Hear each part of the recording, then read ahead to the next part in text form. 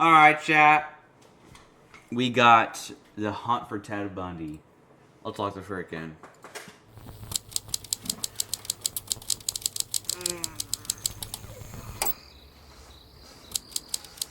Bob Hayward, a highway patrol officer from Salt Lake City, sits in his car in front of his house on Hogan Street. He's just finishing his shift when a tan Volkswagen Beetle passes by with its lights turned off. Hayward knows his neighborhood and realizes this car is most likely not from here. The officer goes on and checks. The Volkswagen Beetle parks right in front of his neighbor's house. The owners are not home, only their 17 and 19-year-old daughters, alone. He turns on his brights to read the license plate. This startles the driver and he speeds away. Hayward chases him. The driver blows past one and then another stop sign.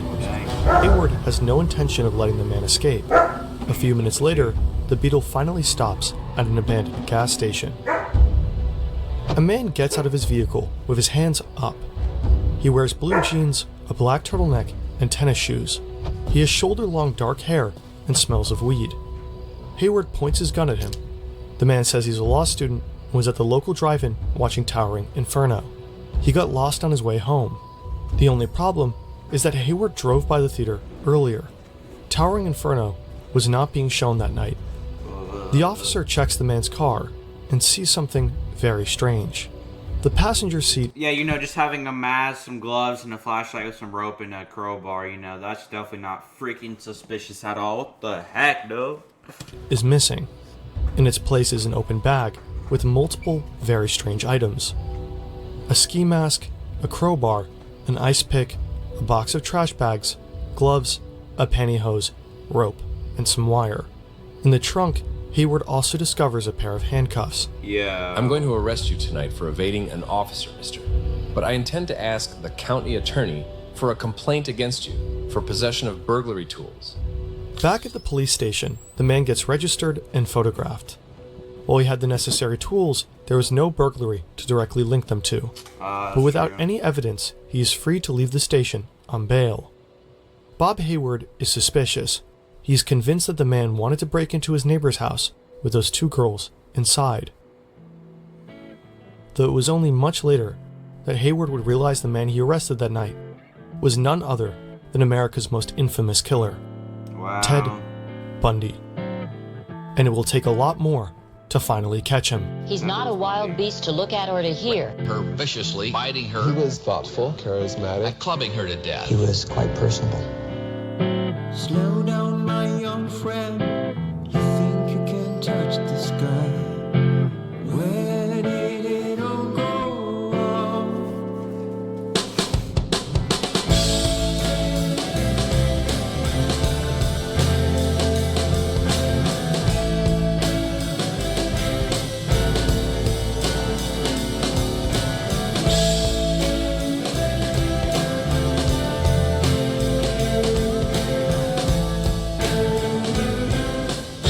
I could invest in the music, to be honest.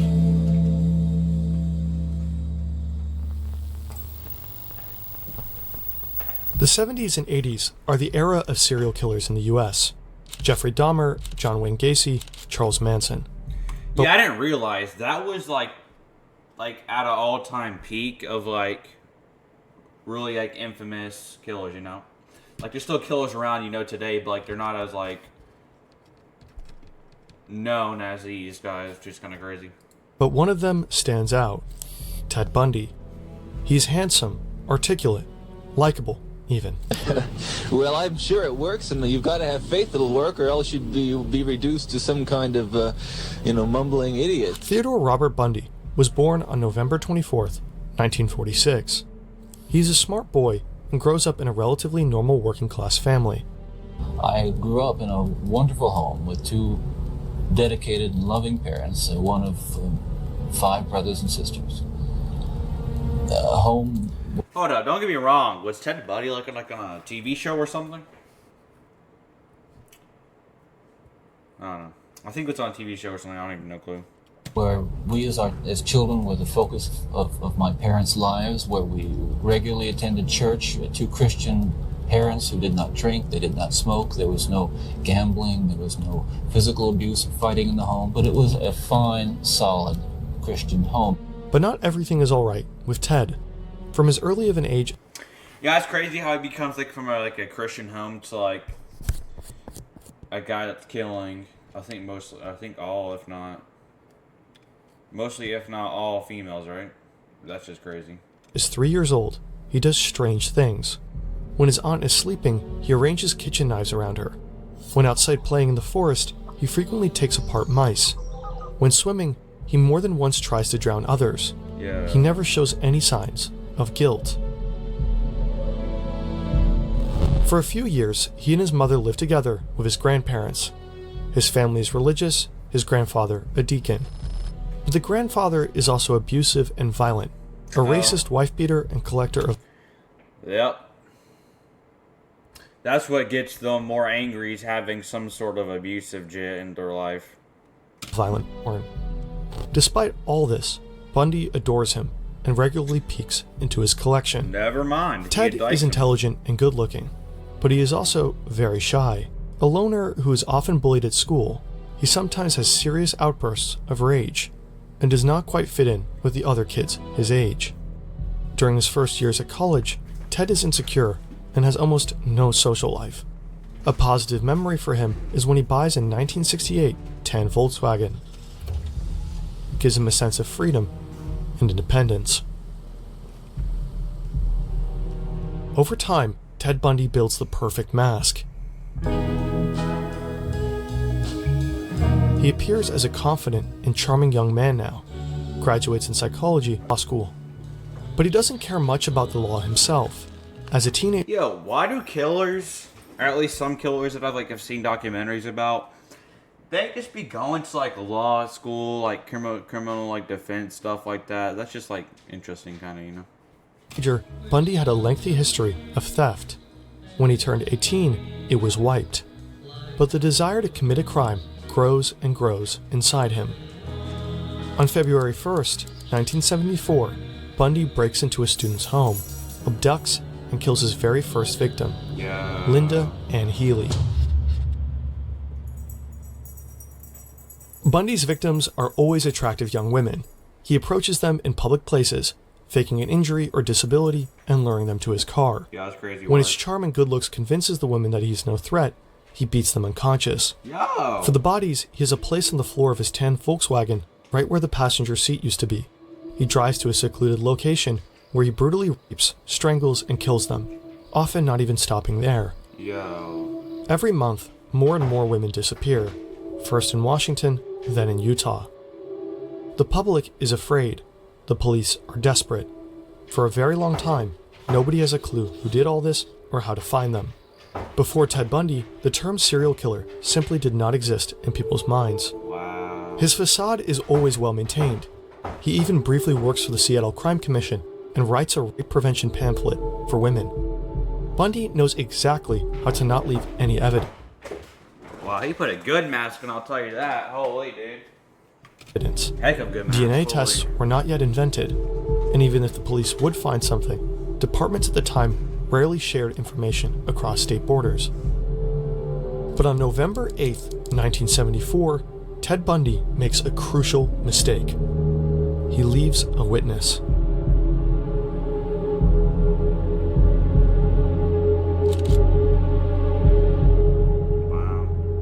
If these murders had happened today, the hunt for Bundy might have ended much sooner. Oh yeah, for Fingerprint sure. matching and other computing techniques have transformed police work over the last decades. Data science is relevant in countless fields today, and it's not magic. Brilliant can be a great first step to get your foot in the door. With Brilliant, you learn by doing, engaging with thousands of interactive lessons in math, Is this a freaking ad? data analysis, programming, and AI. Hands-on problem solving is up to 6 times more effective. And click on the under a light and walks into... Carol DeRanche is 18 years old. She's driving her 1974 maroon Camaro onto the parking lot of a Sears mall. She parks under a light and walks into the building. Carol is looking for books and stands just outside of Weldon's bookstore when a man approaches her. He introduces himself as Officer Roseland from the Murray Police Department. He is polite and well-dressed. "Someone was trying to break into your car," he says. Then asks the woman whether they should check if anything is missing. She agrees, and they both go back to the parking lot. And then where you get the beach. Carol looks into her Camaro, but everything is there. The police officer tells her that the suspect is back at the police station. If she joins him, they could file a complaint. Carol smells a slight whiff of alcohol and starts feeling uneasy. Yeah, but the that's officer just where shows it her a gets badge, weird, and she bruh. agrees to come with him. They go to the officer's vehicle, but it's not a police car. It's a tan Volkswagen Beetle. Maybe he's undercover, Carol thinks. She feels a bit nervous, but gets into the car anyway. A few minutes later, the man stops the car at an elementary school. He suddenly grabs her arm and handcuffs her. Carol starts screaming when he pulls out a gun. Carol is terrified. Luckily, she realizes that her handcuffs aren't attached to anything, so she grabs the door and quickly jumps out of the car. The man chases after her and pulls out a crowbar. He hits the woman once, twice, but Carol holds up her arms in defense, fighting for her life. Another car is approaching. Carol manages to break loose, runs away, and jumps into the other car. She goes straight to the police and reports the man who introduced himself as Officer Roseland and his Volkswagen tan Beetle. Bob Hayward is so unsettled by the man he arrested, the next day he mentions him to his brother, Captain Pete Hayward, a homicide detective. The detectives at the Salt Lake County Sheriff's Office immediately recognize the car. A year ago, a woman in Seattle reported suspicious behavior by her boyfriend. She saw an eyewitness drawing from a kidnapping that looked just like him. The woman's boyfriend also had a tan Volkswagen. 10 women have gone missing, and the man is on the list of suspects. The detectives start connecting the dots and invite Carol to a police lineup. 8 suspects in total are standing in line, including the man Bob Hayward arrested a few weeks ago. When Carol DeRanche sees them, she immediately identifies the fake officer. On March 1st, 1976, Bundy is sentenced to 15 years in prison for the attempted kidnapping of Carol DeRanche. The investigation picks up pace, and the police manage to connect him to another case, 23-year-old Karen Campbell. In October 1976, Bundy is sent to Colorado to stand trial again, this time for murder. If only his story ended here. That motherfricker escaped?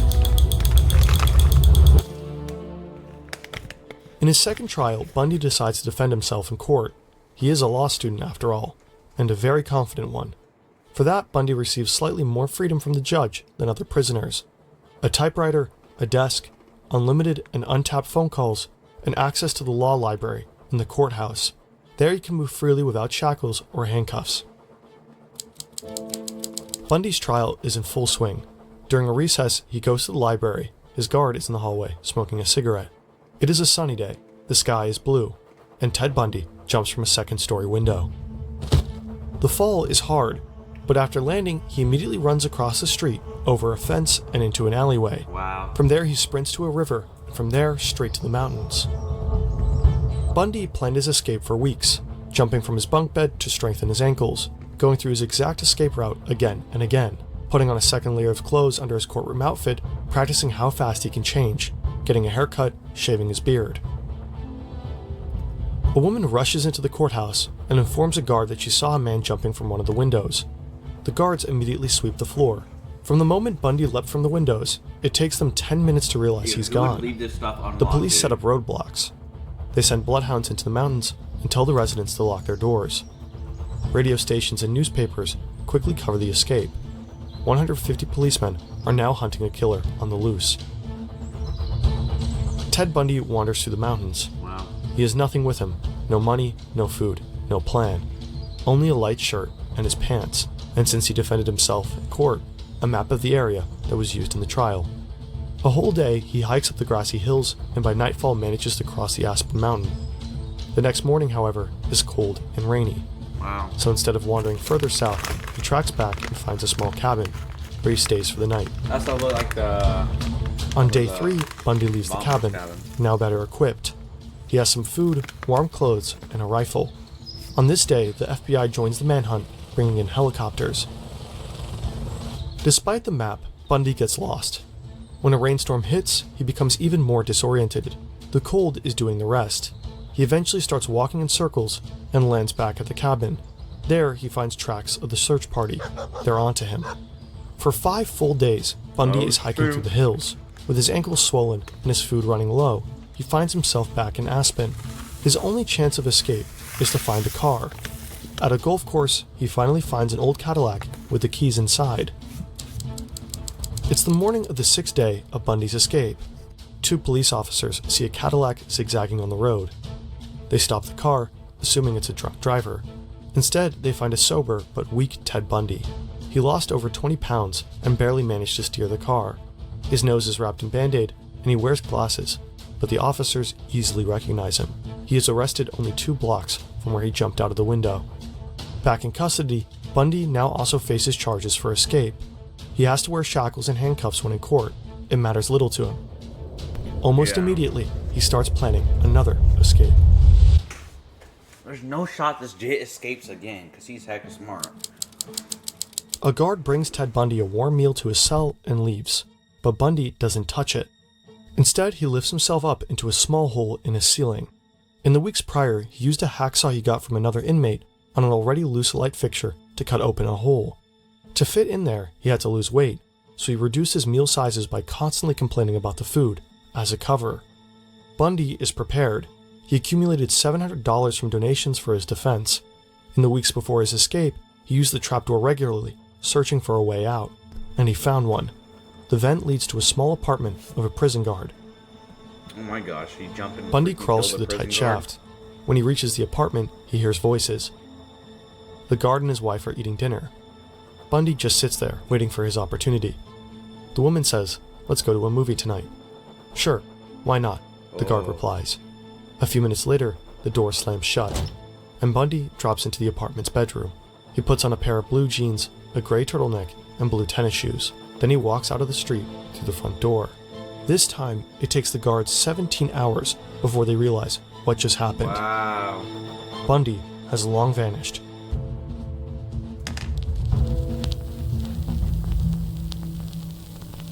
This shit is in Florida now? From Utah to Florida? Wow, dude. It is a quiet night on campus. The parties have mostly ended, and the local nightclub is closed for over an hour now. Nita Neary comes back from a date with her boyfriend. When she tries to enter her sorority house, Chi Omega, she notices that the door is unlocked. She enters and finds that the lights are still on. A few seconds later, she hears a loud noise from upstairs, followed by footsteps. A man comes rushing down the stairs. He's holding some kind of club in his hand. He hastily opens the front door and runs outside. Nita wakes up the others, and they soon realize a monster has been in their house. 4 young women have been assaulted. 2 of them will die. Yeah, Bowman. Margaret Bowman. In the following weeks, Ted Bundy tries abducting multiple women, but always fails, Shot these people until he finds 12-year-old Kimberly Leach. The girl is out in the rain. She is running across a basketball court to another classroom at her school when Bundy signals the girl to come over. She does.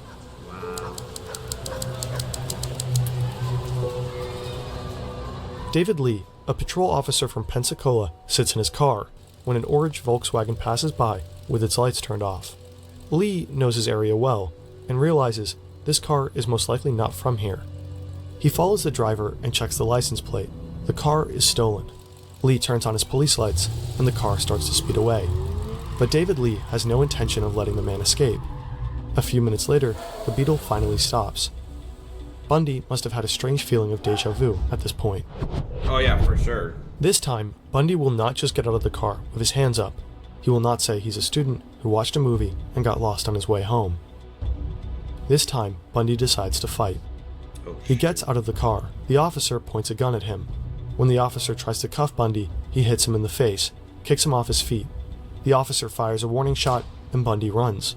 Lee, now running right behind Ted, Shoot his fires butt, another dude. shot, and the man falls to the ground. Kill him, bro. But Bundy hasn't been shot.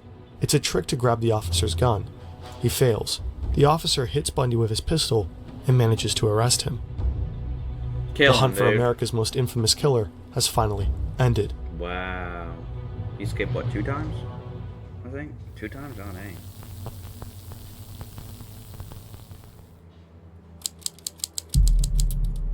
Bundy's trial began for the murders at the Chi Omega sorority house. Yeah. Soon after, he went to court for 12-year-old Kimberly Leach.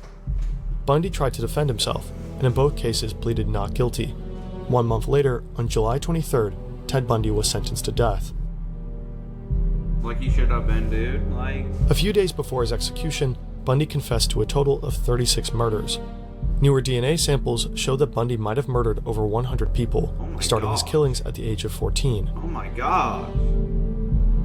What makes the trial of Ted Bundy stand out is not only his charming and likable demeanor, the ruthlessness of his murders, or even the fact that he managed to escape from prison twice. What makes Bundy's trial stand out was the trial itself. It was the first ever in U.S. history to be shown on national television. 3 murders, but is believed to be the killer of perhaps 40 women. Not just another death row inmate convicted of Bundy made that mistake.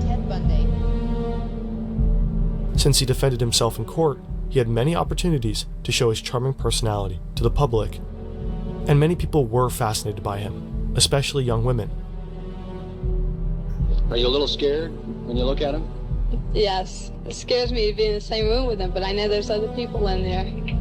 I'm not afraid of him. He just doesn't look like the type to kill somebody. Every time he turns around, I kind of get that feeling, no, he's gonna get me next. But yet you're fascinated by him. Very, very. Why do you do it? I don't know. From all those women in the courtroom, there is one who stood out. She believed in Bundy's innocence almost to the very end. Carol Ann Boone, Bundy's girlfriend. He proposed to her during court. After his conviction, they even had a child together. Carol, do you want to marry me? Yes. And I want to marry you? Yes. And I do want to marry you. What the Bundy's frick is trial this, became dude? an unprecedented media sensation.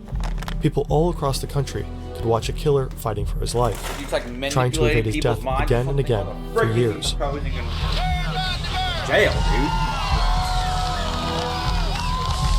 On the last day before his execution, television crews from all over the country came to Florida State Prison. Thousands of people gathered. They had signs with them and fireworks. At one point, the celebration got out of hand. T-shirts were sold, with a phrase you could hear people chanting, "Burn, Bundy, burn." Burn, Bundy, burn. Valid. On January 24th, 1989, after spending 10 years on death row, Bundy was executed via electric chair. Wow. The person who flipped the switch was a woman. Ted Bundy, even in death, stirred hatred. Freaking deserve that.